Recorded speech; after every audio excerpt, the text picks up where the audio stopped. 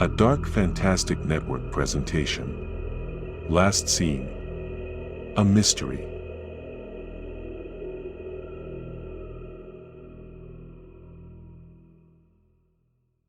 Lara opened the door. "Hi," she said. "Hi," he said, and seeing her, he couldn't help smiling. She smiled back. "Come in." The apartment was just as he remembered. The quiet elegance, the warm ambience, and that smell of a long-lost perfume that Lara's mother used to wear.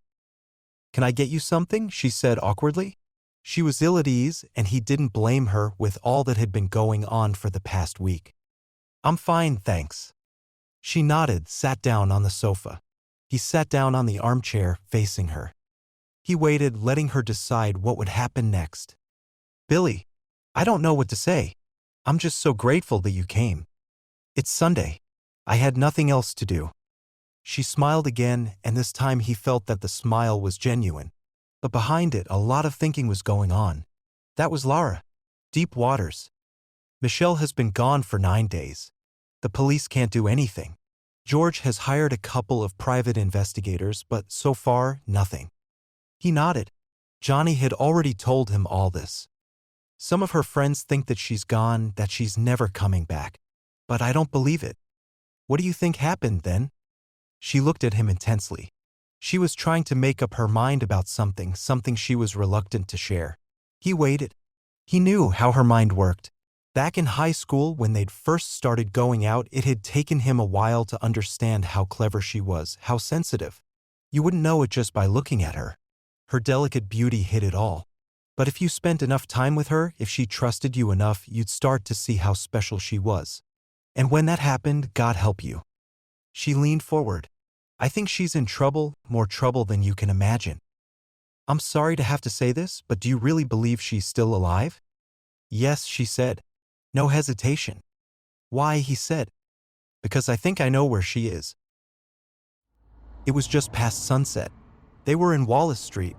William hadn't been there in ages, not since he was a kid. There used to be a big candy store around here somewhere which sold weird-tasting imported candy bars that he and his friends loved. Yes, they tasted weird and were even stale sometimes, but boy did he enjoy them with their neon colors and tangy filling. Wallace Street was now lined with a strange mixture of run-down stores and expensive boutiques. A busy street full of couples of all shapes and sizes and a few loud party people, no doubt coming back from the only bar in the whole area which William had spotted on the way here. Lara stopped walking, looked around her. This is the spot.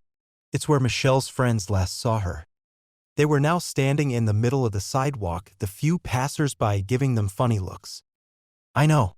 A friend of mine at the department got me a copy of the police report," William said. She looked at him, surprised. "What else do you know?" she said.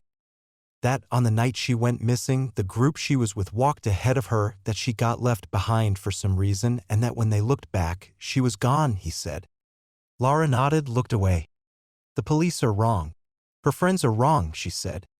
He walked up to her, trying to tune out the street noises, the stares people were giving them. "Where's she then?" She turned to him.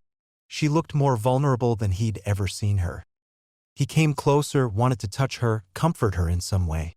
But it was the wrong place and the wrong time. He had to let this play out. Had to trust her. "It's okay," he said, reassuring her. She nodded, knowing that she had to trust him as well. Then she went down on her knees and touched the ground with both hands. He tried to hide his shock, but she knew him too well for that. "I can feel it," she said, her voice shaking just a bit. If people had been giving them strange looks before, now they were practically ogling them. He swallowed, embarrassed.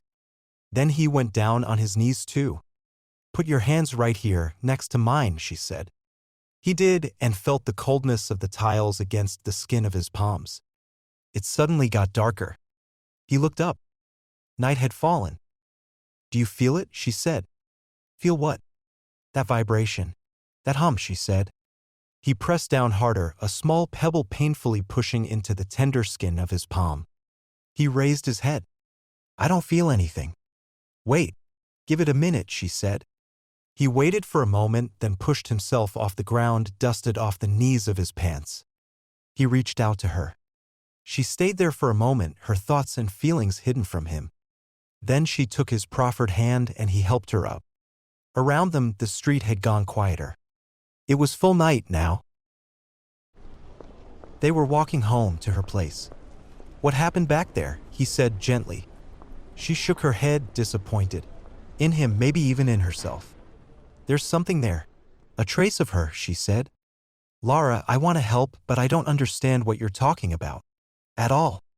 She faced him, looking less certain, less determined than she'd looked moments ago. "When everybody kept telling me Michelle was gone, without a trace, I almost believed it. I wanted to give in, wanted to start dealing with whatever came next. But something held me back." She sighed, slowed down. "So I went there to Wallace Street. I don't know why, but it was the only thing I could think of. And there, I felt it. Something in the air. A vibration. I tried to find its source, so I kept looking around me, following this sensation in the center of my body." "And it led you to that spot," he said. "Yes." They'd reached her building. She stopped, shook her head. "That spot. There's something there. Something is going on that I can't wrap my head around. It's all so strange. But it's all connected somehow. That spot, that hum, and where Michelle is. Where do you think that hum is coming from?" And for the first time in his life, William saw that Lara was truly afraid. She said, "A machine. Something that's been asleep for a long time. And now, it's waking up."